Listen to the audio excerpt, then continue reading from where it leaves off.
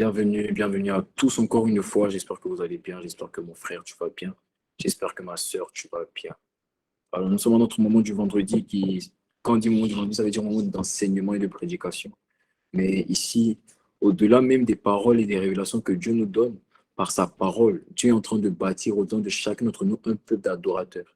Voilà pourquoi on ne peut pas commencer la parole sans avoir adoré Dieu. On ne peut pas commencer la parole sans avoir fait monter vers Dieu un parfum de bonne odeur.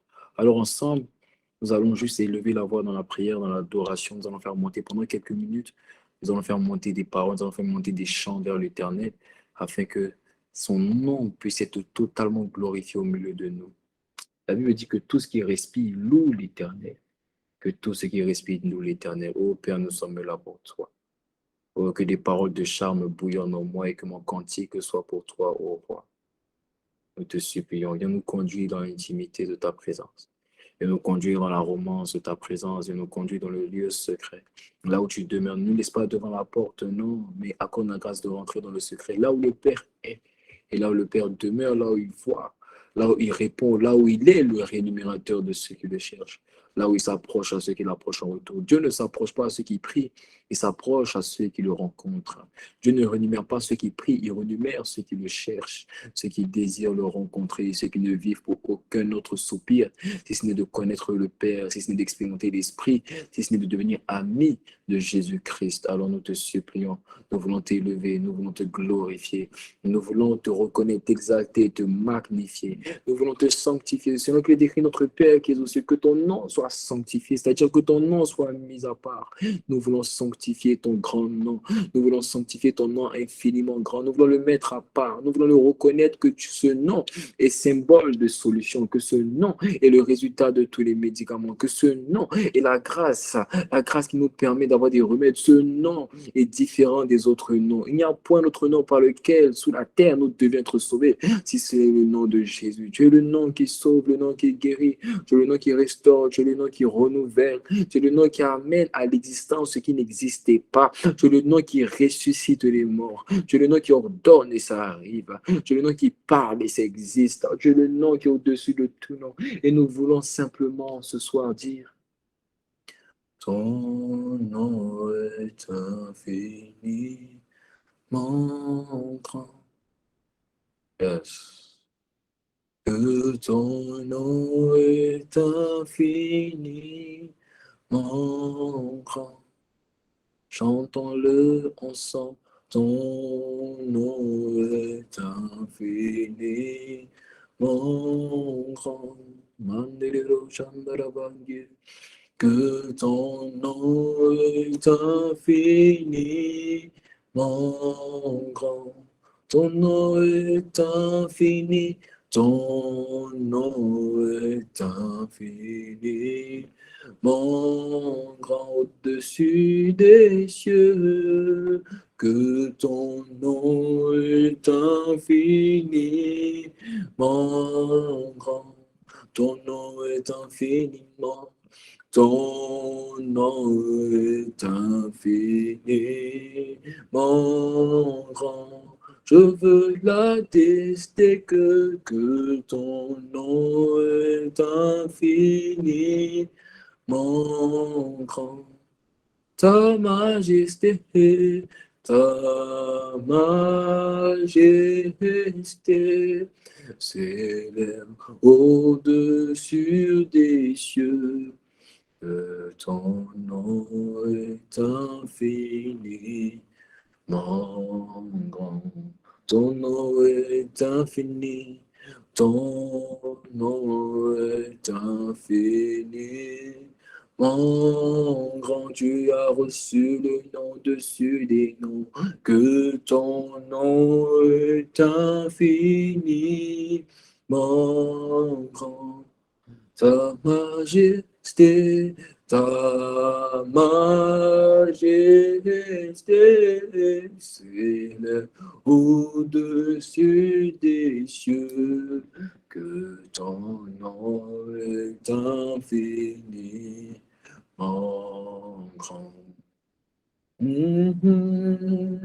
Oh Dieu très haut, que ton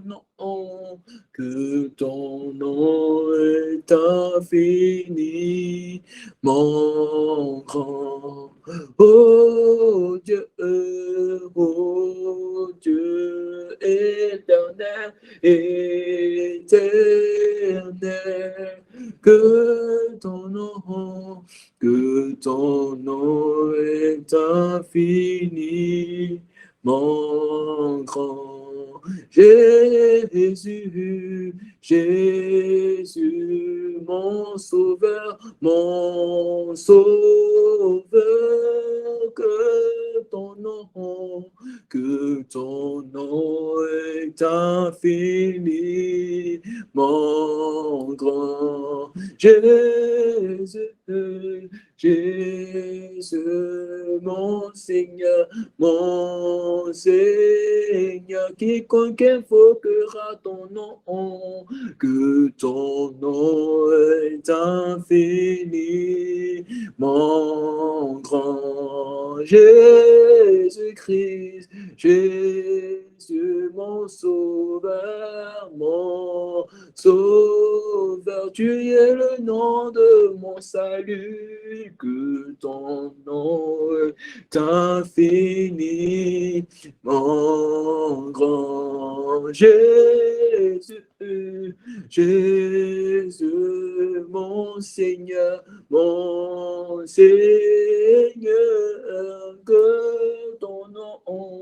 que ton nom est infiniment grand.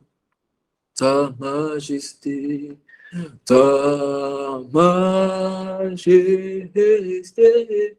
c'est au-dessus des cieux, que ton nom est infiniment grand. Ta majesté, c'est au-dessus des cieux, que ton nom est infiniment grand.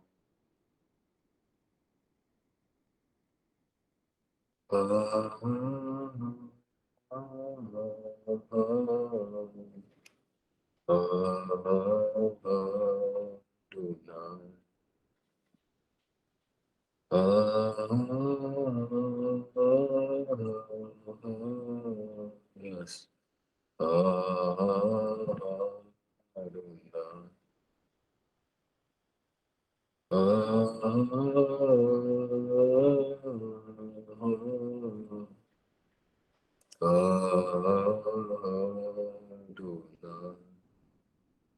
Du lever du soleil, yes, jusqu'à son couchant, que ton nom soit célébré, Jésus-Christ. Du lever du soleil jusqu'à son couchant, que ton nom soit glorifié, Jésus-Christ.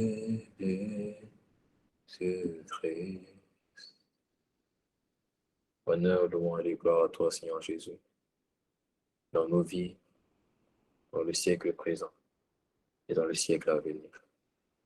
Amen. Amen. Amen. Quelqu'un me dit Amen. Quelqu'un me dit Amen. Amen. Nous sommes reconnaissants au Père pour ta présence. Amen. Amen, amen, amen. Yes, Lord. Nous sommes reconnaissants au Père pour ta présence. Alors, je vais t'inviter, comme nous avons pour coutume ici, d'envoyer le lien à une personne. Envoie le lien à une personne, il y a cette personne, connecte-toi avec nous. Ne rate pas une telle grâce. Le message que j'ai reçu aujourd'hui est tellement simple, mais tellement puissant. Il m'a fait du bien pendant toute la semaine, pendant que je l'ai téléchargé, ce message m'a fait du bien. Alors, ce message aussi peut et va te faire du bien, je le crois. Alors, je t'en supplie, ne garde pas le lien pour toi-même. Envoie le lien à une personne. Envoie le lien à une personne qui ne croit pas en Dieu. Et sois le canal par lequel cette personne va rencontrer Dieu ce soir. Envoie le message à une personne, le lien à une personne. et que Dieu nous fasse du bien par sa grâce. Amen. Alors, qui t'a envoyé le lien? Let's come back. OK, let's go. Merci au Père pour ta présence. OK.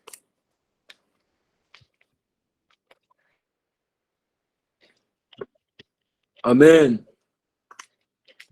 Alors, j'ai reçu une parole aujourd'hui qui, je sais, va véritablement te faire du bien, je le crois, je le sais. Et je suis convaincu que cette parole va te faire du bien. Alors, nous sommes dans notre série « Ta bouche est une source d'espoir » que nous avons commencé il y a maintenant 14 semaines. Là, je viens de voir le chiffre 14, ça veut dire que ça fait 14 semaines que nous parlons de comment ta bouche est une âme que Dieu t'a donnée pour te donner de l'espoir. Lorsque tu vois les prisons de ta vie, lorsque tu vois les circonstances qui te disent que la sainteté, là, c'est pas pour toi. Lorsque tu vois les circonstances qui te disent que la colère, que le calme, la tempérance, la douceur, c'est pas pour toi. Dieu te dit, tu as donné une âme qu'on appelle la bouche. Tu as donné une âme qu'on appelle la bouche. Mais pour l'instant, j'ai remarqué en réalité, depuis qu'on a commencé la série, que Dieu ne nous parle pas de la bouche. Pour ceux qui sont là depuis le début, vous savez, Dieu ne parle pas de la bouche. En fait, il est en train de nous parler plus que la bouche. C'est-à-dire que la série s'appelle Ta bouche est une source d'espoir. Mais Dieu est en train de nous parler de comment on sort des prisons.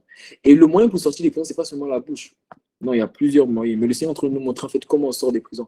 Si ça ne tenait qu'à moi, on allait changer le titre de la série pour appeler ça Sortir des prisons. Mais j'ai demandé à Dieu, il m'a dit non. Donc, vu qu'il a dit non, on est obligé de faire selon ce qu'il a parlé.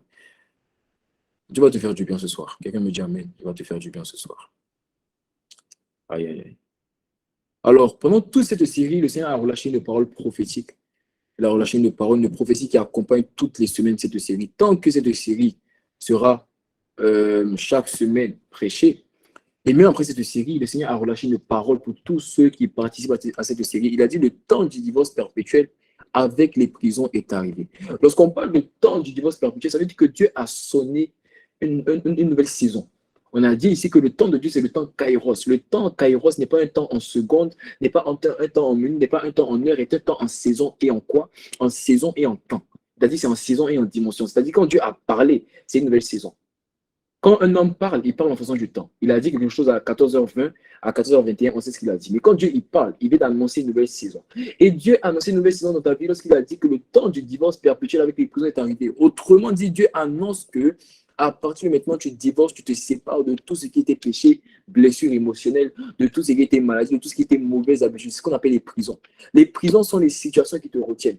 Les prisons sont les situations qui disent que tu n'avanceras pas. Le but d'une prison, c'est de te bloquer dans une case. C'est de t'empêcher d'avancer. C'est de bloquer ton évolution. Voilà pourquoi tu vas remarquer, il y a même des jeux de société comme le Monopoly où quand tu arrives en prison, tu es bloqué. Tu n'avances pas. Tu es obligé de passer ton tour. Et beaucoup de personnes ont laissé leur tour de destinée. Beaucoup de personnes ont laissé leur sainteté passer leur tour à cause des prisons. Mais cela ne sera plus ton cas. Là où les prisons t'avaient bloqué, t'avaient retourné en arrière, le Seigneur a annoncé une parole et cette parole a commencé à se manifester pleinement. Je reçois les témoignages. Quand je vois les témoignages de guérison des sœurs, quand je vois les témoignages de transformation, quand je vois les témoignages de délivrance, des personnes qui avaient peur depuis des années, quand je vois comment Dieu fait d'eux aujourd'hui des combattants et des soldats pour Christ, je t'assure que cette parole contient l'esprit et contient la vie. Alors cette parole est capable de se manifester dans ta vie. Il a dit le temps du divorce perpétuel avec les prisons est arrivé. Et quand on parle de divorce perpétuel, ça veut dire non seulement toi tu divorces, mais à cause de ton divorce, ceux de ta famille aussi vont divorcer. Autrement dit, lorsque Dieu te sort de l'impudicité, il n'y a pas que toi qui sors de l'impudicité. Mais les gens qui étaient dans ta famille, qui étaient dans la prison de l'impudicité, sortent aussi de l'impudicité. Lorsque Dieu te sort des blessures émotionnelles, il ne te sort pas toi ceux du rejet. Il sort aussi ceux de ta famille, de ton entourage, de tes amis qui étaient aussi dans le rejet. Je vois cette parole se manifester pleinement dans la vie de la personne qui me dit Amen. Le temps du divorce perpétuel avec les prisons est arrivé. Le temps du divorce perpétuel avec les prisons est arrivé. Je ne suis pas en train de t'annoncer ce que Dieu va faire. Je suis en train de t'annoncer ce qu'il a déjà commencé à faire et qu'il va manifester pleinement dans ta vie. Parce que le message qu'il nous a donné la semaine dernière venait en fait pour nous montrer qu'il veut manifester pleinement quelque chose dans ta vie. Parce que la semaine dernière, lorsque je suis venu, c'est parce qu'il m'a montré qu'il y avait certaines personnes, malgré qu'il avait dit que le temps du divorce perpétuel avec les prisons est arrivé, beaucoup de personnes n'ont pas su manifester ou beaucoup de personnes n'ont pas vu la manifestation pleine de cette parole dans leur vie. Et le Seigneur a eu compassion de toi, je t'assure, mon frère. Le Seigneur a eu compassion de toi, je t'assure, ma soeur. Et Dieu envoya sa parole, afin que cette parole soit pleinement manifestée. Je dis que tu vas connaître à 100% le divorce avec les prisons. Tu vas sortir de 2023, il n'y aura plus aucune prison dans ta vie. Je dis, tu vas sortir de 2020, tu vas sortir de 2022, il n'y aura plus de prison dans ta vie. Il n'y aura pas de prison. Péché, non. Le péché va dégager. L'iniquité va dégager. Les blessures émotionnelles qui te gardaient en arrière, ces blessures émotionnelles vont dégager. Je dis que tout ce qui était mauvaise habitude, tout ce qui était maladie, va dégager de ta vie. Tout ce que Dieu n'avait pas planté, je vois Dieu le déraciner en cette deuxième partie d'année. Le temps du divorce perpétuel avec les prisons est arrivé. Dieu dit que tu te sépares des prisons. Dieu dit que tu te sépares des prisons. Mais la vérité, c'est que beaucoup sommes-nous à ne pas pouvoir divorcer avec les prisons de nos vies malgré la parole que Dieu a relâchée. Beaucoup sommes-nous à ne pas voir la pleine manifestation de cette parole. Pourtant, Dieu a relâché la parole. Et la semaine dernière, je vous ai expliqué, je vous ai dit, mais ce n'est pas que Dieu n'est pas puissant. Ce n'est pas que la parole n'est pas puissante. Ce n'est pas que le messager n'est pas puissant, parce que le messager en lui-même n'est pas puissant. Moi, en moi-même, je ne suis pas puissant. Mais lorsque la parole est en moi, ça me rend puissant. Donc, ce n'est pas que le messager n'est pas puissant. Ce n'est pas que le message n'est pas puissant. Le problème, ce n'est pas que Dieu n'est pas puissant. Le problème, c'est ta réception. Le problème est de ton côté. Voilà pourquoi Dieu envoie sa parole pour te faire comprendre d'où vient le problème, afin que le problème soit réglé et que tu puisses vivre la manifestation pleine de cette parole. Je te vois vivre la manifestation pleine de cette parole. Et la semaine dernière, l'Esprit nous a montré en réalité pourquoi on n'arrive pas à vivre ce divorce avec les prisons. Et il nous a dit la semaine dernière, il nous a dit que tu ne peux pas vivre le divorce avec les prisons du diable si tu n'as pas décidé de te marier avec les prisons de Dieu. C'est ce qu'on a expliqué la semaine dernière. On a dit qu'il est très important lorsque tu veux divorcer avec les prisons du diable de te marier avec les prisons de Dieu. Parce que c'est en rentrant dans le mariage avec Dieu que Dieu peut te donner la capacité de divorcer avec les prisons du diable. Je vous ai expliqué la semaine dernière que lorsque tu veux divorcer avec les prisons du diable, ce n'est pas toi qui vas divorcer et qui vas marier Dieu, parce que toi-même, tu n'as pas la capacité. La Bible dit que nous n'avons pas à combattre contre la chair et le sang. De toi-même, tu n'as pas la capacité de combattre contre le diable et contre ses prisons. Mais lorsque tu te maries à Dieu, celui avec qui tu te maries a la capacité, parce que la Bible dit à son sujet que quand il se lève, ses ennemis se dispersent. Lui, quand il est dans la place, il n'y a pas de cohabitation. Lui, quand il est dans la place, il n'y a pas de prison du diable. Alors ne cherche pas à divorcer avec le péché sans t'être marié avec la sainteté de Dieu. Décide d'abord de te marier avec Dieu. Décide d'abord de devenir une épouse. Décide d'abord de devenir consacré. Décide d'abord de vivre la sanctification. Et ainsi, le Seigneur, qui est le Dieu qui sanctifie, pourra te faire sortir de l'impudicité. On dirait qu'il y a quelqu'un qui ne me comprend pas. La sagesse d'un homme, quelqu'un qui est sage, c'est celui qui a trouvé un travail. Et lorsqu'il a trouvé un travail, il ne va pas démissionner dans son ancien travail tant qu'il n'a pas commencé son nouveau travail. Autrement dit, ce n'est pas parce que tu as un entretien d'embauche que tu démissionnes dans ton ancien travail. Celui qui est sage, c'est celui qui est d'abord accepté dans son nouveau travail avant de démissionner dans son ancien. C'est ça la sagesse. De même, on ne divorce pas avec les prisons du diable sans être marié avec Dieu. Pourquoi? Parce que c'est Dieu qui a la capacité de divorcer avec les prisons de ta vie. Ce n'est pas toi. Je ne sais pas si quelqu'un me comprend. Lorsque Dieu possède ta vie, il va te faire entrer dans une phase de délivrance. Et tu vas être libéré des prisons. Mais lui, quand il possède ta vie, il vient s'asseoir sur le trône de ton cœur. Et lorsqu'il s'assoit sur le trône de ton cœur, au jour de la réclamation, c'est-à-dire au jour où le démon qui t'a quitté, au jour où la prison qui a divorcé avec toi essaiera de revenir, elle va croiser son chemin, Jésus-Christ de Nazareth.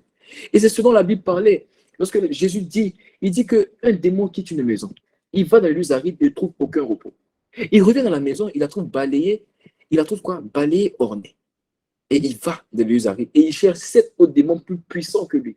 Ça, c'est la vie de tous ceux qui essaient de divorcer avec les prisons du diable sans être mariés avec Dieu. Mais quand tu vas te marier avec les prisons de Dieu, lorsque cet esprit impur va revenir, il va croiser un nouveau résident dans la maison. Il va croiser un nouveau résident dans la maison. Il va croiser Dieu dans la maison et il ne pourra plus te garder sous son emprise. Est-ce que quelqu'un me comprend? Donc, il est primordial pour toi de te marier avant de chercher à divorcer avec les prisons de Dieu. Est-ce que tu es marié avec les prisons de Dieu, mon frère? Est-ce que tu es marié avec les prisons de Dieu, ma soeur? Toi qui veux divorcer avec le péché, est-ce que tu es marié avec la consécration et la sainteté de Dieu? Toi qui veux divorcer avec les blessures émotionnelles, est-ce que tu es marié avec les fruits de l'Esprit de Dieu? Lorsque la tristesse vient, est-ce que tu es capable de répondre avec la joie? Lorsque l'amertume vient, est-ce que tu es capable de répondre avec la paix? Lorsque le rejet vient, est-ce que tu es capable de répondre avec l'amour?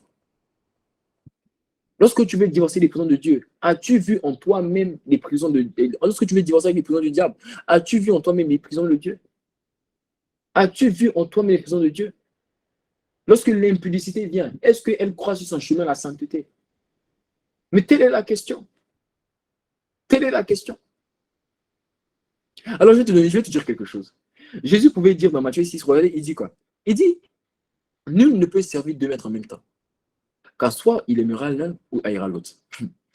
En fait, ce que tu n'as pas compris de ce verset, c'est que c'est quand tu as deux maîtres que tu peux servir les deux en même temps. Quand tu as un maître, tu vas servir le seul. Tu vas servir celui que tu as. Je vais t'expliquer. Quand, sur le trône de ton cœur, il y a les prisons de Dieu et les prisons du diable, tu ne peux pas servir les deux. Tu es obligé de faire un choix. Mais quand tu as un, tu es obligé de le servir lui seul. Dans la vie de beaucoup de personnes, vous cherchez à servir Dieu alors que sur votre trône, il n'y a pas les prisons de Dieu. Il n'y a que les prisons du diable. C'est quand il y a les prisons de Dieu et les prisons du diable que Dieu peut t'amener à le servir lui. Je ne sais pas si quelqu'un me comprend. Autrement dit, ne cherche même pas à servir Dieu lorsque sur ton cœur, il n'y a que les prisons du diable. Cherche d'abord à mettre sur ton cœur les prisons de Dieu.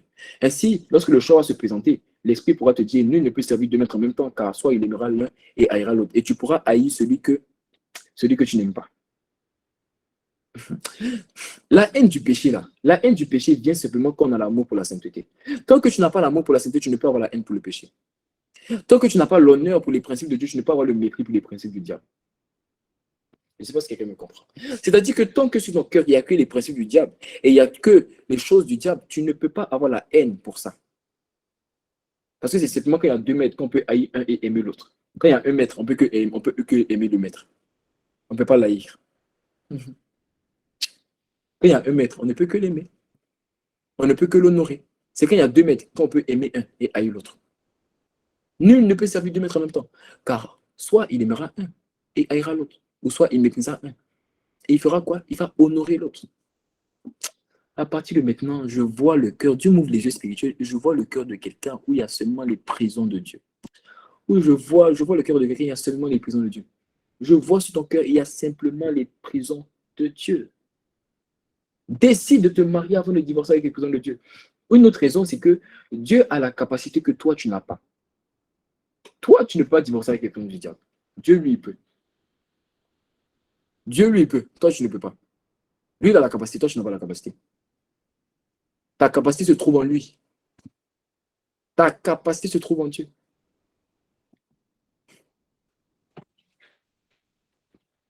La semaine dernière, je vous ai dit que j'ai parlé en bref. J'ai parlé très bref à la fin du message de la semaine dernière. Tu peux aller regarder le message encore sur YouTube. La semaine dernière, j'ai fini en disant que pour se marier avec Dieu, il faut avoir le même comportement que le démon de Gadara a eu dans Marc 5 au verset 6 à 8. Marc 5 au verset 6 à 8. J'en ai parlé très bref la semaine dernière et je n'ai pas reçu aussi de m'appuyer encore dessus aujourd'hui, mais je vais parler de ça brièvement et on va en parler si Dieu le veut dans les semaines à venir. Regardez dans Marc 5 du verset 6 à 8, la Bible dit, ayant vu Jésus de loin, il a couru, se prosterna devant lui et s'écria d'une voix forte. Et j'ai expliqué en fait que lorsque tu veux te marier avec Dieu, lorsque tu veux divorcer avec les prisons du diable, tu devras d'abord te marier avec Dieu. Et j'ai expliqué que si le démon de Gadara a été capable d'être délivré, ce n'est pas parce qu'il avait crié, non, c'est parce qu'il s'était marié avec Dieu. Le cri qu'il avait fait, tous ses soupirs et ses supplications étaient une manière pour se rapprocher du mariage. En soi, son soupir et ses cris n'étaient pas le mariage, c'était les fiançailles. Il s'est marié lorsque la Bible dit il a couru devant Jésus et se prosterna. Ce prosterna est une posture. Ce n'est pas d'abord, c'est une culture, c'est une manière de faire, ce n'est pas une posture. Se prosterner, ça veut dire à Dieu, je me livre à toi. Lorsque tu veux te marier avec les plans de Dieu, tu devras dire au plan de Dieu, je me livre à toi. Lorsque tu veux te marier avec la sainteté, tu devras dire à la sainteté, je me livre à la sainteté. Tu devras dire, je me livre à la bonté, je me livre à l'amour, je me livre à la paix, je me livre à la joie, je me livre à la patience, je me livre à la santé émotionnelle, je me livre à la santé divine. C'est ça, se marier. Et la Bible dit le concernant que, ayant vu Jésus de loin, il a couru et se prosterna. Et c'est lorsqu'il s'est prosterné, la Bible dit, il s'écria d'une voix forte. Qui a crié? Je vais te révéler quelque chose. Ce n'est pas le démon de Gadara qui a crié. Le démon de Gadara, c'est celui qui s'est prosterné. Mais celui qui a crié, c'était la légion de démons qui était en lui. Parce qu'à partir du moment où il s'est marié, les démons savaient que c'est fini. Ils devaient dégager. Parce qu'il y avait un nouveau résident qui était rentré dans la place. La Bible dit, ayant vu Jésus de loin, il a couru se prosterner. Lui, il s'est prosterné, mais ce n'est pas lui qui a crié. Qui a crié? La Bible dit, il s'écria d'une voix forte. Une voix forte. Une voix forte, je ne pense pas. Mais quand tu vois, la Bible dit que la légion, c'était plus de 6000 démons. Une voix forte. Ça veut dire que eux tous, ils ont crié en même temps. Une voix forte qui a dit, qu'a-t-il entre moi et toi? Ça, c'est c'est les légions qui parlent. La légion qui parle. Il dit, qu'a-t-il entre moi et toi? Jésus, fils du Très-Haut. Le démoniaque ne savait pas que Jésus était fils du Très-Haut. Il savait juste qu'il y avait un Dieu. Je vais te révéler quelque chose. Le démoniaque ne savait pas que Jésus était fils du Très-Haut. Il savait juste qu'il y avait un Dieu. Voilà pourquoi lorsqu'il est monté dans la montagne, il n'est pas allé dire, Seigneur, sauve-moi, mais il est monté dans les montagnes parce qu'il avait la révélation que la Bible dit dans Psaume 34 au verset 18. Lorsque les justes crient, l'Éternel entend et les délivre de toute leur détresse. Il avait juste la révélation qu'il y avait un Éternel qui entend les cris, mais il n'avait pas la révélation qu'il y avait un Jésus qui était de l'autre bout du Jourdain, qui était en train de traverser pour venir le délivrer. Donc là, ce n'est pas lui qui parle, c'est le démon en lui qui savait qu'il y avait un qu'on appelait Jésus, fils du Très-Haut.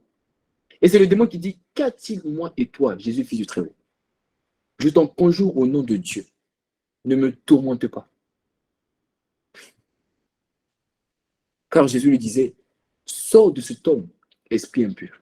Donc Jésus parlait à l'esprit impur.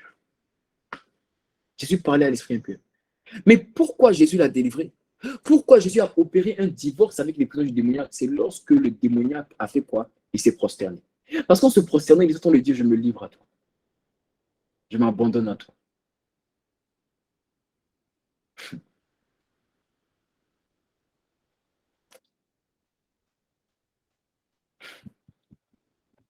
Quelqu'un me dit Amen. Mais en réalité, laisse-moi montrer quelque chose. C'est que, laisse-moi montrer une raison qui, pour la plupart d'entre nous, nous empêche de nous livrer à Dieu. Laisse-moi montrer une raison qui, pour la plupart d'entre nous, qui nous empêche de nous prosterner devant Dieu. Je t'assure, ce n'est pas maintenant que tu as envie de quitter la paix. C'est maintenant que mon message commence. Laisse-moi montrer une raison. Ce message est trop fort. Laisse-moi montrer une raison qui nous empêche de nous livrer. Ce message est trop fort. Quand on va mettre ce message sur Internet, quand on met ce message sur YouTube, partage-le. Ça va faire du bien à beaucoup de personnes. Laisse-moi montrer une raison qui nous empêche de nous livrer, qui nous empêche de faire comme le démoniaque qui s'est prosterné devant Jésus. Et par conséquent, qui nous empêche de rentrer dans le mariage avec Dieu. Et n'oublie pas, si tu ne te maries pas avec lui, tu ne peux pas divorcer avec les prisons du diable. Mais il y a une raison là qui nous empêche de rentrer dans le mariage avec Dieu. Il y a une raison qui nous empêche de nous prosterner comme le démoniaque s'est prosterné. Il y a une raison qui nous empêche de nous livrer à Dieu comme le démoniaque s'est livré. Et laissez-moi montrer cette raison. Laissez-moi dire quelque chose. Il m'a dit la raison qui nous empêche généralement de nous marier avec Dieu, de nous livrer à lui, et par conséquent être délivrés, de divorcer de toutes les prisons qui nous font du mal. Il m'a dit la raison, c'est que beaucoup d'entre nous, on se sent indigne d'avoir une relation avec Dieu. Beaucoup d'entre nous, on se sent indigne d'avoir une relation avec Dieu. D'où le titre de mon message, tu n'es pas indigne d'avoir une relation avec Dieu. Je dis, tu n'es pas indigne d'avoir une relation avec Dieu. Au-delà d'être un type de message, c'est la prophétie que je relâche sur ta vie. Au-delà d'être un type de message, c'est la parole qui m'a été donnée que je vais transmettre. Je te dis, tu n'es pas indigne d'avoir une relation avec Dieu. Tu n'es pas indigne d'avoir une relation avec Dieu. Quel que soit ce par quoi tu es passé, quelles que soient tes erreurs, tes fautes et tes manquements, laisse-moi te dire que tu n'es pas indigne d'avoir une relation avec Dieu. Je dis, quelles que soient tes erreurs, quelles que soient tes iniquités, quels que soient tes péchés dont tu oublies, dont tu ne connais même pas l'existence, laisse-moi te dire que tu n'es pas indigne d'avoir une relation avec Dieu. Quels que soient les autels qui parlent contre toi, quels que soient les pactes qui parlent contre toi, tu n'es pas indigne d'avoir une relation avec Dieu. Tu n'es pas indigne d'avoir une relation avec Dieu. Je suis en train d'appuyer parce qu'il faut que ça rentre dans la tête de quelqu'un. Tu n'es pas indigne d'avoir une relation avec Dieu. Je vais répéter parce que quelqu'un n'a pas encore compris. Je dis, tu n'es pas indigne d'avoir une relation avec Dieu. Le message que Dieu envoie aujourd'hui est un message qui est en train de te faire un clin d'œil pour te dire que ma fille et mon fils, à partir de maintenant, je vais te faire rentrer dans la relation. Dieu est en train de te dire au travers de ce message que tu vas sortir de la religion et rentrer dans la relation. Je te dis que tu n'es pas indigne d'avoir une relation avec Dieu. Tu n'es pas indigne d'avoir une relation avec Dieu. Quelqu'un dit avec moi derrière son écran, je ne suis pas indigne d'avoir une relation avec Dieu. Je ne suis pas indigne d'avoir une relation avec Dieu. Tu n'es pas indigne d'avoir une relation avec Dieu. Tu n'es pas indigne. Mais l'esprit, tu sais pourquoi beaucoup d'entre nous, on se sent indignes d'avoir une relation avec Dieu. Laisse-moi donner un exemple. Il m'a dit, c'est lorsque, imagine une personne qui a vécu toute sa vie dans la débauche, dans l'impudicité, dans la fornication. Cette personne sera très difficile cette personne de croire qu'elle peut tomber sur un mari ou sur une femme qui est vierge ou qui est puceau. Je suis en train de t'envoyer quelque part. L'esprit m'a dit que, en fait, ce sentiment d'indignité-là vient du fait que beaucoup d'entre nous, on est comme une personne qui a vécu toute sa vie dans la fornication, dans l'impudicité, et qui se dit à cause de la fornication, de l'impudicité dans laquelle elle était, elle ne mérite pas, qu'elle n'est pas digne de se marier avec une personne qui n'a pas connu d'homme et qui n'a pas connu de femme. Je ne sais pas si je comprends.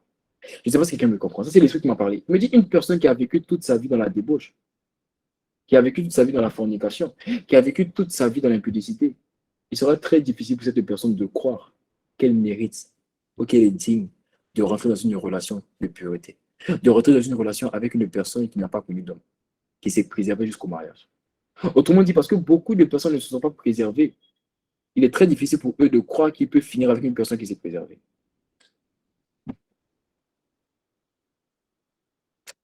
Je ne sais pas si quelqu'un comprend ce que je veux dire.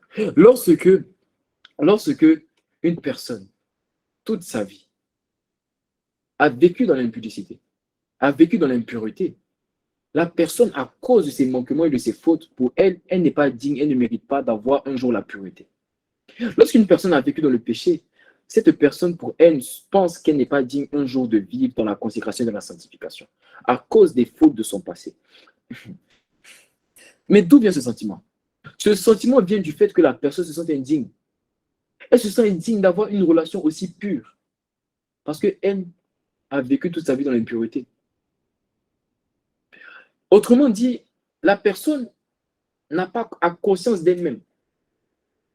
Elle a conscience de ses fautes. Elle a conscience de son impureté et elle regarde la pureté de son conjoint et elle se dit, mais il est trop pur pour moi. Et beaucoup de personnes sont dans cette position-là. Beaucoup de personnes voient Dieu en disant que Dieu est trop pur pour moi. Beaucoup de personnes, à la vue des prisons de leur vie, à la vue du péché, à la vue des blessures émotionnelles, à la vue des maladies, à la vue des manquements, à la vue des fautes, regardent leur vie, regardent la débauche de leur vie et disent, Dieu est trop pur pour moi. Je ne mérite pas Dieu. Je suis indigne de Dieu.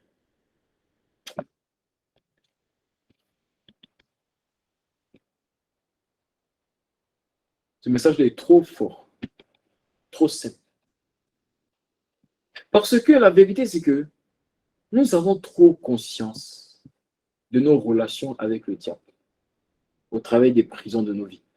La vérité, c'est que tu as trop conscience des relations avec le diable. Tu as trop conscience de l'état et la condition de l'impudicité dans ta vie. Tu as trop conscience de l'état de la masturbation. Tu as trop conscience de l'état de la colère, de la tristesse et de l'amertume. Tu as trop conscience des blessures émotionnelles. Tu as trop conscience du rejet. Tu as trop conscience de la culpabilité. Tu as trop conscience de la tristesse. Tu as trop conscience de la peur. Tu as trop conscience de la crainte. Tu as trop conscience du doute. Tu as trop conscience du stress. Tu as trop conscience de l'anxiété. Tu as trop conscience de la méchanceté. Tu as trop conscience de l'infidélité. Tu as trop conscience de la fornication. Tu as trop conscience de l'impatience. Tu as trop conscience de la déloyauté. Tu as trop conscience de la rébellion. Tu as trop conscience du mensonge. Tu as trop conscience du viol. Tu as trop conscience de la pédophilie. Tu as trop conscience de l'homosexualité. Tu as trop conscience du vol. Tu as trop conscience des prisons du diable. Et c'est ça qui t'amène à croire que tu es indigne des prisons de Dieu. Beaucoup d'entre nous, on ne croit pas qu'il est possible pour nous d'avoir un mariage avec la sainteté de Dieu.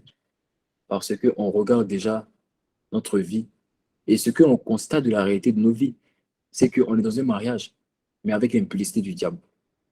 Beaucoup d'entre nous ne croient pas à un mariage avec la joie de Dieu. Parce que lorsqu'on regarde la réalité de nos vies aujourd'hui, on constate un mariage avec quoi? L'amertume et la tristesse du diable. Beaucoup d'entre nous ne voient pas un mariage avec l'amour de Dieu. Parce que lorsqu'on constate les prisons de nos vies aujourd'hui, on constate un mariage avec le rejet du diable. Ce qui t'empêche de voir les prisons de Dieu, c'est que tu as les yeux fixés sur les prisons du diable. Ce qui t'empêche de contempler les prisons d'amour, les prisons de sainteté, que c'est possible d'expérimenter. Ce qui t'empêche de voir ça sont les prisons du diable. J'aimerais dire à quelqu'un que c'est possible de marcher dans la sainteté dans la jeunesse. J'aimerais dire à quelqu'un que c'est possible d'être joyeux chaque jour, même dans les moments compliqués. C'est possible d'avoir la paix lorsque toutes les circonstances disent qu'il n'y a pas la paix. C'est possible d'avoir la joie de vivre lorsque les pulsions veulent t'amener dans le suicide. C'est possible. C'est possible. Tu n'es pas différent de ceux qui ont la joie. Tu n'es pas différent de ceux qui ont la paix. Tu n'es pas différent de ceux qui marchent dans la sainteté. La Bible dit que nous sommes environnés par une si grande nuée de témoins. Il y a tellement de témoins qui te prouvent que c'est possible d'être jeune et de marcher dans la sainteté. Il y a tellement de témoins qui te prouvent que c'est possible d'être jeune et de donner toute sa vie pour Jésus-Christ. Alors c'est possible de vivre dans les prisons de Dieu. C'est possible de marcher dans la consécration. C'est possible d'être un résultat de la paix et de la joie de Dieu. C'est possible. Mais ton problème, c'est que tu es trop fixé sur les prisons de ta vie. Ainsi, tu te sens indigne d'avoir une relation avec Dieu.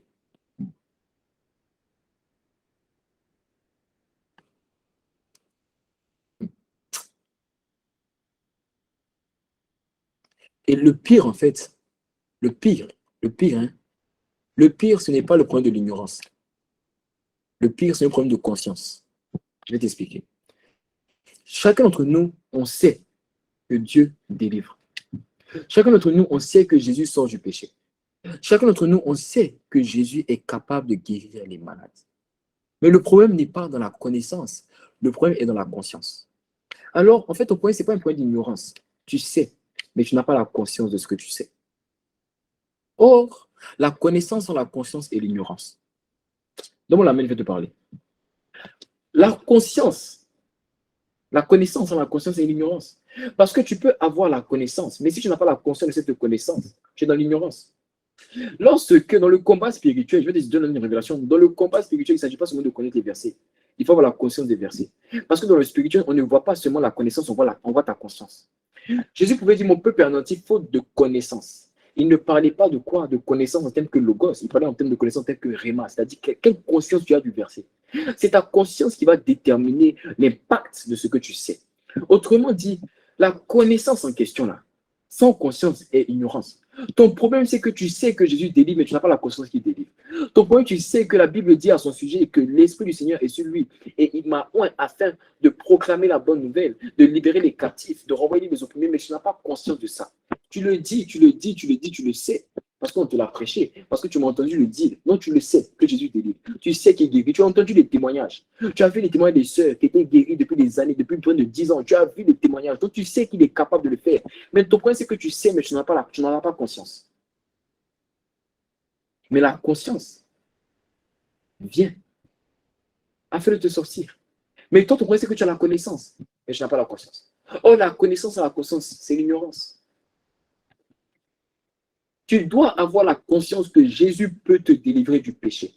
Lorsque tu veux sortir des prisons du péché et embraser les prisons de la sainteté de Dieu, tu dois avoir la conscience que Jésus peut te délivrer du péché. Tu dois avoir la conscience qu'il est capable de te délivrer de toute blessure émotionnelle, ma soeur. Je parle à une soeur et je dis à ma soeur que tu dois avoir la conscience que Jésus est capable de restaurer ton cœur brisé. Tu dois avoir la conscience qu'il est capable, ton cœur qui avait été brisé, qui avait été froissé, qui avait été cassé en 1000 morceaux, il est capable de le recomposer. Et même s'il ne le recompose pas, il est capable de donner un nouveau cœur. Parce que la Bible dit à son sujet qu'il est le Dieu qui rappelle à l'existence ce qui n'existait pas et qui ressuscite les morts. Même si ton cœur était mort à cause de la tristesse et l'amertume, il est capable de ressusciter. Et s'il n'a pas envie de ressusciter, il est capable de donner à l'existence ce qui n'existait pas. Il est capable de te donner un nouveau cœur.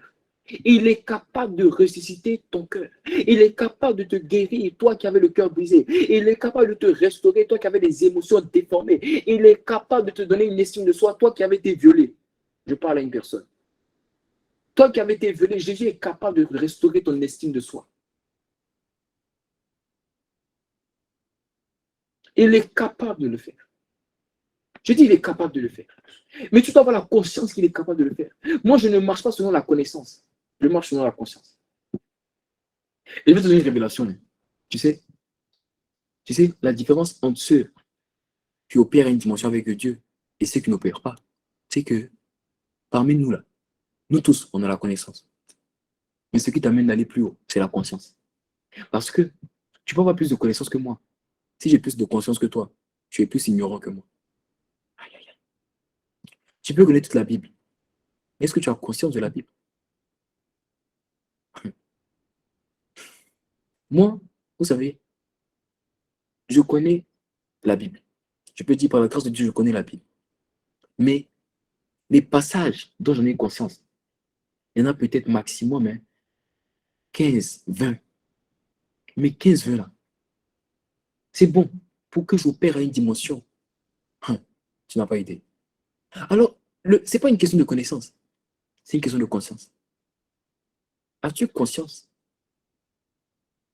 As-tu conscience qu'il est capable de restaurer ton cœur brisé? Quand tu lis le psaume 23, as-tu conscience que la vie dit l'Éternel est mon berger? Je ne manquerai de rien. As-tu conscience? Qui me conduit vers les eaux paisibles. Il restaure mon âme.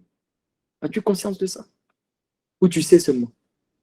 As-tu conscience que la Bible dit que fais de l'Éternel tes délices et il te donnera ce que ton cœur désire? As-tu conscience? As-tu conscience qu'il est écrit tout est accompli? As-tu conscience? As-tu conscience qu'il est écrit il n'y a plus de condamnation pour ceux qui sont en Christ? As-tu conscience? Ou tu le sais seulement? Ton problème, c'est que tu sais trop. Tu n'as pas la conscience. Ton problème, c'est que tu sais trop. Ton problème, c'est que tu sais trop. Lorsque tu as la conscience, tu vas pouvoir t'approcher de Dieu avec assurance, malgré tes prisons. Tu pourras t'approcher de lui avec assurance, malgré tes prisons. Parce que la conscience va te faire comprendre que c'est un Dieu de miséricorde. C'est un Dieu de fidélité.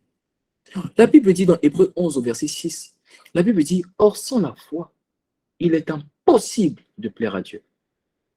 Car il faut que celui qui s'approche de Dieu croit que Dieu existe et qu'il est le rémunérateur de ceux qui le cherchent.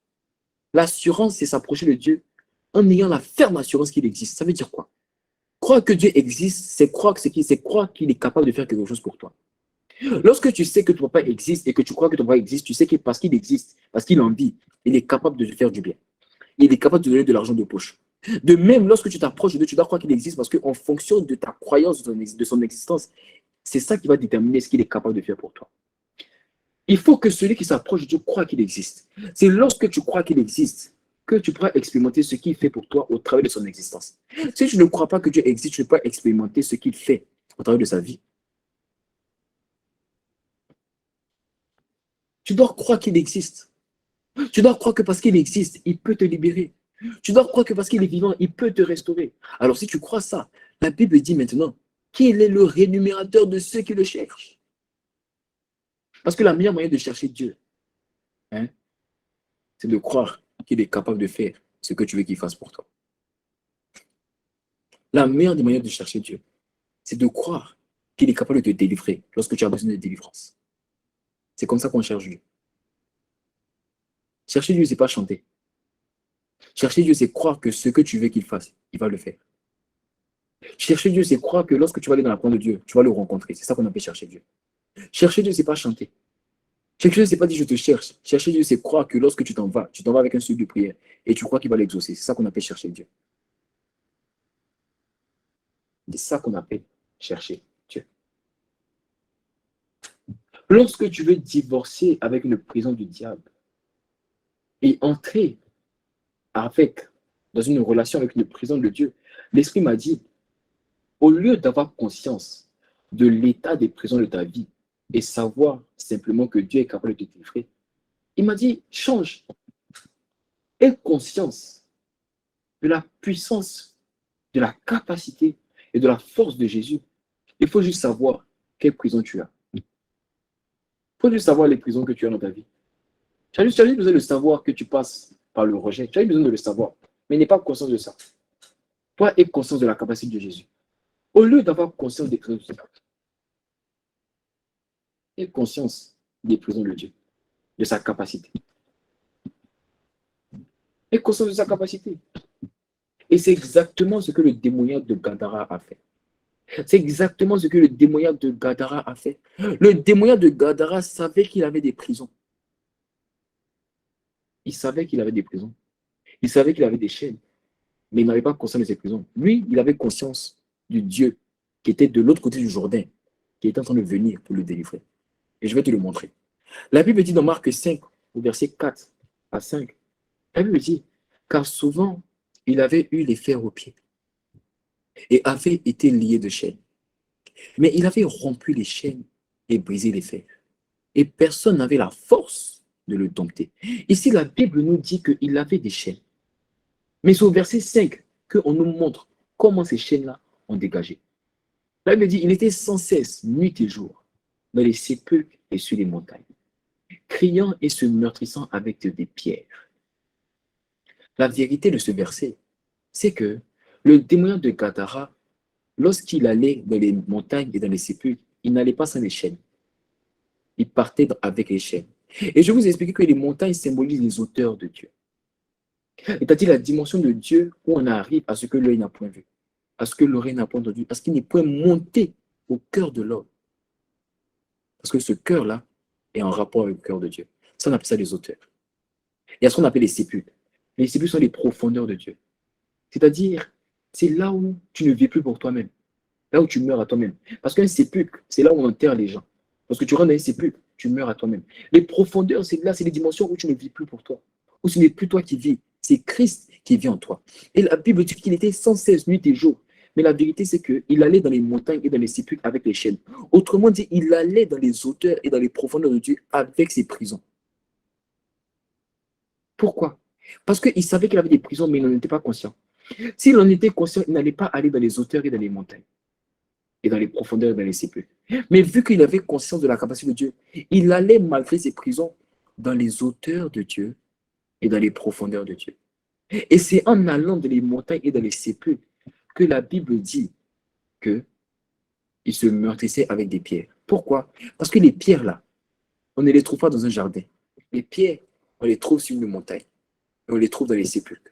Parce qu'il y a une dimension où tu creuses tellement que tu vas rencontrer le roc. Tu vas rencontrer des cailloux. C'est là-bas qu'on trouve les pierres. Et il y a une dimension de la montagne où tu vas rencontrer des pierres.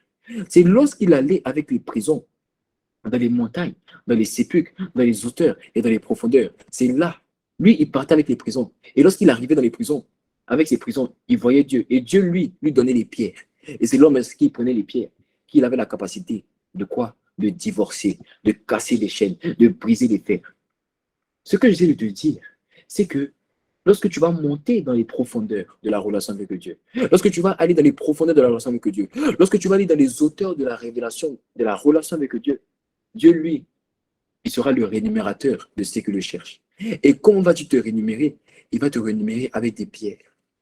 Et c'est ces pierres-là que tu vas utiliser pour casser, pour briser, pour détruire tout ce qui était prison dans ta vie. Alors ne te sens pas indigne d'avoir une relation avec Dieu à cause des prisons. Parce que la vérité, c'est que tant que tu ne montes pas dans les hauteurs et tant que tu ne descends pas dans les profondeurs, Dieu ne peut pas te donner les pierres.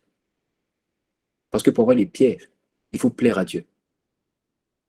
Et pour plaire à Dieu, il faut que ceux qui l'approchent croient qu'il existe. Et pour croire qu'il existe, tu dois expérimenter le rémunérateur de ceux qui le cherchent. Alors de là où tu es, sors de cette case. Arrête de penser que tu n'es pas digne d'avoir une relation avec Dieu. Tu sais, les prisons de ta vie là sont la preuve que tu es digne d'avoir une relation avec Dieu. Tu sais pourquoi? Parce que Dieu n'est pas simplement un Dieu, il est un libérateur. Il est un libérateur. Mais tant qu'il n'y a pas de prison, il n'y a pas de libérateur. En soi, ce que j'essaie de t'expliquer, c'est que Dieu a besoin des prisons pour exercer son rôle de libérateur.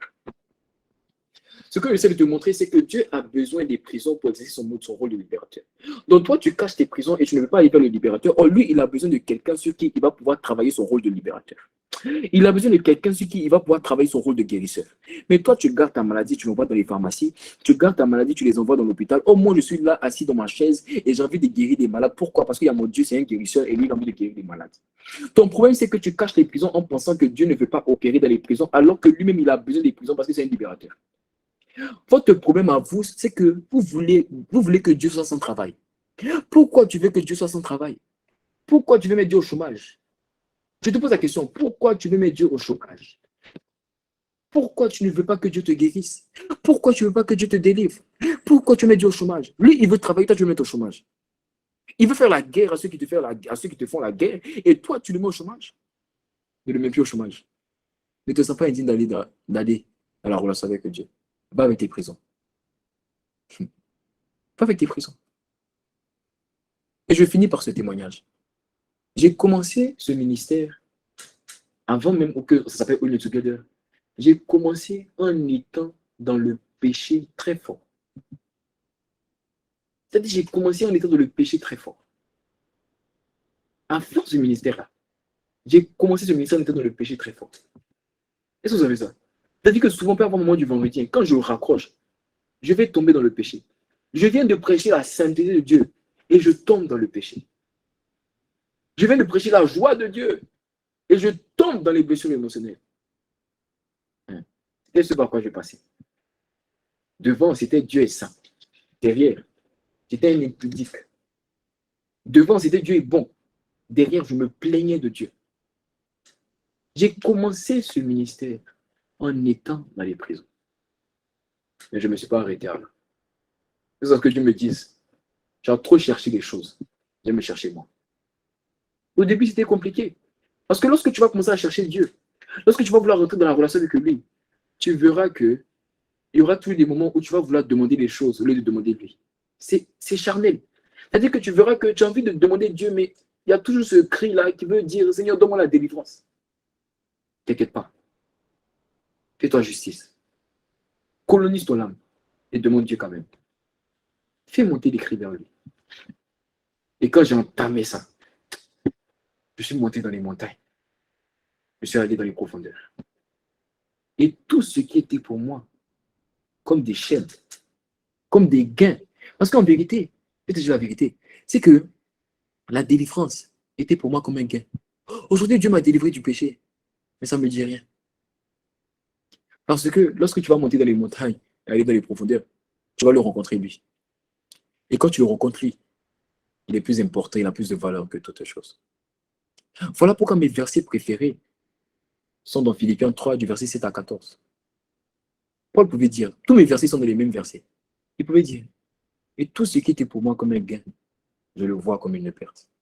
Et je vois tout comme une perte, à cause de l'excellence de la connaissance de Christ, pour lequel j'ai tout abandonné, afin de gagner Christ. Et d'être trouvé en lui, non pas ma justice qui vient de la loi, mais par la justice de Dieu qui vient de la foi. Ainsi, le plus important, c'est de connaître Christ. Lui, la puissance de sa résurrection et la communion de ses souffrances, en devenant conforme à sa mort, afin, si possible, de parvenir à la résurrection d'entre les morts. Je ne dis pas que j'ai atteint le but. Je ne dis pas que j'ai atteint la perfection. Mais je poursuis ma course, tentant de la saisir, car j'ai moi-même été saisi par Christ Jésus. Alors j'estime, frère, que je n'ai pas encore atteint la perfection. Mais je fais une chose. Oubliant ce qui est en arrière, je me porte vers l'avant. Et je cours afin de remporter le prix de la vocation céleste cachée en Jésus-Christ. Que Dieu te bénisse. Ah bon, Gamma. Ma brassette les broches. Les bras sakata. Quelqu'un me dit Amen. Quelqu'un me dit Amen. Les lolo brokoto broso kotobasha. Alors j'aimerais faire aujourd'hui 3 prières par la grâce de Dieu. Si tu es connecté au son de ma voix, tu es venu avec nous, mais tu sais pertinemment que tu n'as pas une relation avec Dieu. Tu sais que tu n'as pas fait la paix avec Jésus-Christ. Parce que avant même d'avoir une relation avec le Père, il faut encore avoir accepté le Père. Il faut encore avoir accepté l'opportunité d'avoir une relation avec lui. Et comment on fait ça? On accepte Jésus comme son Seigneur et son Sauveur. Tu es connecté au son de ma voix, mais tu n'as pas fait ce qu'on appelle la prière du salut. Tu n'as pas fait ce qu'on appelle la prière de la nouvelle naissance, mais tu es connecté au son de ma voix. Quelqu'un t'a invité, ça t'arrive d'aller à l'église, mais tu n'as jamais fait ce qu'on appelle la prière du salut. La Bible dit à tous ceux qui l'ont reçu, il a permis de devenir enfant de Dieu. Sans cette prière, tu es quoi? Tu es juste une créature de Dieu. Lorsque tu fais cette prière, tu deviens enfant de Dieu. La vérité, c'est que les hommes essaient d'aller vers Dieu. Ça, c'est la religion. Mais Dieu essaie de venir vers toi au travers de Jésus. Et ça, c'est la relation. Je t'offre la relation aujourd'hui en Jésus-Christ. Dieu t'offre la relation aujourd'hui en Jésus-Christ. Alors, si tu es dans ce cas et tu n'as pas fait la prière du salut, tu vas juste répéter après moi cette prière. Tu vas juste répéter après moi cette prière. D'abord, est-ce qu'il y a une personne qui est dans ce cas? D'abord, rapidement. Est-ce qu'il y a une personne qui est dans ce cas? Bredos, Kubre, Labradea. Est-ce que tu es dans ce cas? Tu mets moi. Rapidement, rapidement, rapidement. Tu n'as pas fait ce qu'on appelle la prière du salut et tu es dans ce cadre et tu aimerais faire ce qu'on appelle la prière du salut avec nous. Est-ce que tu es dans ce cas? Tu mets moi, rapidement, rapidement, afin qu'on passe à autre chose. Rapidement, rapidement. Je parle à une personne.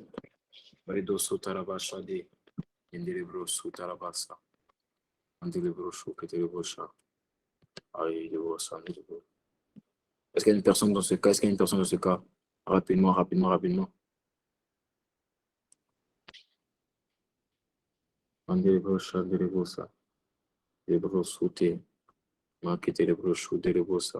Alors, pour ceux qui verront la vidéo en ligne, vous allez répéter après moi. Seigneur Jésus, merci. Parce qu'aujourd'hui, tu m'as parlé. Et je t'accepte comme mon Seigneur et comme mon Sauveur. Fais de ma vie ce que tu veux. Dans le nom de Jésus. Amen, amen, amen, amen, amen, amen, amen. Alors, si tu as fait cette prière, tu peux mettre en commentaire que tu as fait. Tu mets moi aussi. Tu peux mettre en commentaire. Amen, amen, amen, amen. Alors, deuxième prière que j'aimerais faire.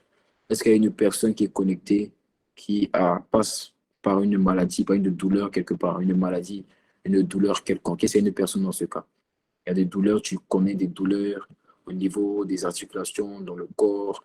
Tu passes par des moments de maladie actuellement. Est-ce qu'il y a une personne dans ce cas? Est-ce que tu peux mettre ton sujet de prière, ça et ta maladie, rapidement en commentaire, afin que je prie pour toi, rapidement, rapidement, s'il vous plaît. Côté Est-ce qu'il y a une personne dans ce cas? Est-ce qu'il y a une personne dans ce cas? Est-ce qu'il y a une personne, tu passes par des moments de maladie? Est-ce que tu peux mettre rapidement, quelle est la douleur? Tu sais par quoi cette personne passe? Si tu n'as pas le sujet de prière, ne mets pas, tu mets ta douleur, tu mets Nedos, Cobracé.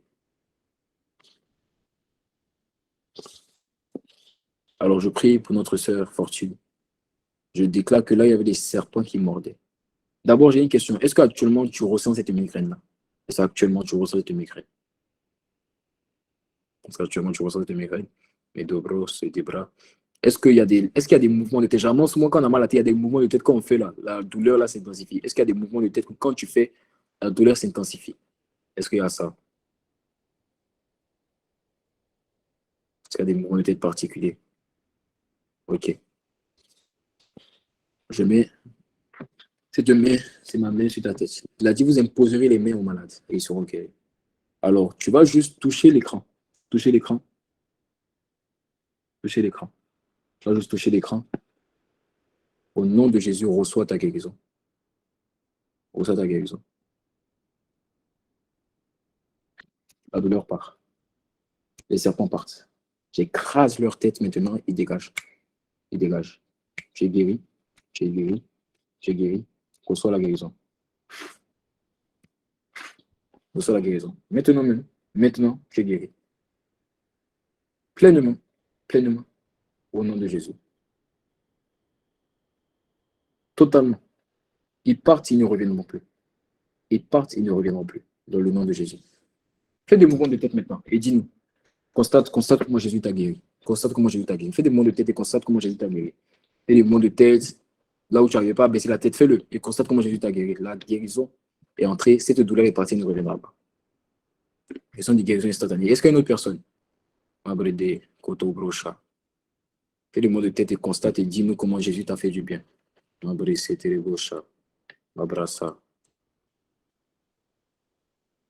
T'as moi qui a la grippe. Alors, je vais te donner une instruction. Je vais te donner une instruction. Est-ce que tu écoutes? Donner une instruction. Je vais prier. Parce que je vais prier pour toi. À la fin, tu vas aller et tu vas lui faire un câlin. C'est l'instruction prophétique. Quand je vais prier pour toi, tu vas lui faire un câlin. La vie qui est en toi va transformer et cette grippe va partir. Tu ne lui dis pas c'est pourquoi. Hein. Tu ne lui dis rien. Toi, fais le câlin seulement. Je déclare que la vie de Christ entre pleinement en toi. Elle est déjà en toi, qu'elle se manifeste. Que la guérison soit pleinement sur toi. Soit revêtue de guérison, soit revêtue de guérison, soit revêtue de bien-être, soit revêtue de bien-être. Dans le nom de Jésus, dans le nom de Jésus, reçois maintenant. Reçois maintenant, reçois maintenant, reçois maintenant. Et que cette guérison-là, Mabressa Tarabashate, cette guérison, dans le nom de Jésus, elle va faire dégager cette grippe. Je donne 24 heures à cette grippe. D'ici demain, 24 heures, la grippe part, elle ne reviendra pas. Je dis d'ici demain, 24 heures, cette grippe part, elle ne reviendra pas. Notre sœur Fortune, est-ce que ça va? Est-ce que tu nous as pas dit? Maberido. Je prie pour ce mal de poitrine. Je prie pour le mal de poitrine. Est-ce que ça vient souvent? Est-ce que ça vient souvent? Est-ce que ça vient souvent? Est-ce que ça vient souvent?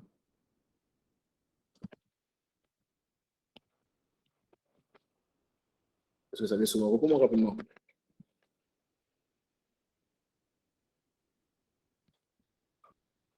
Alors, mets ta main sur ta poitrine. Mets ta main sur ta poitrine.